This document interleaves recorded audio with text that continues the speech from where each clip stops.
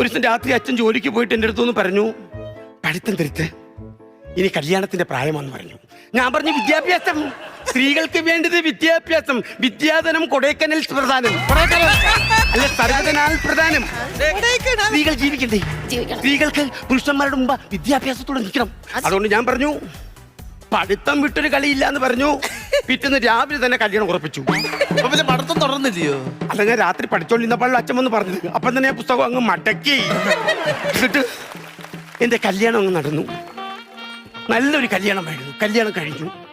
എന്റെ ഏറ്റവും വലിയ ആഗ്രഹമായിരുന്നു കല്യാണം കഴിഞ്ഞൊരു കൊച്ച്. കല്യാണം കഴിഞ്ഞ കൊച്ചിനെ എന്തിനാ നിങ്ങൾക്ക്? അതല്ലെന്ന്, കല്യാണം കഴിഞ്ഞൊരു കൊച്ച്. ഓഹോ.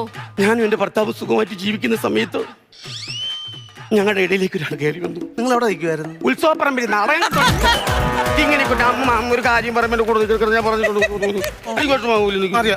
അല്ല ഇഷ്ടേച്ചി, നിങ്ങളുടെ ഇടയിലോട്ട് ആര് കയറി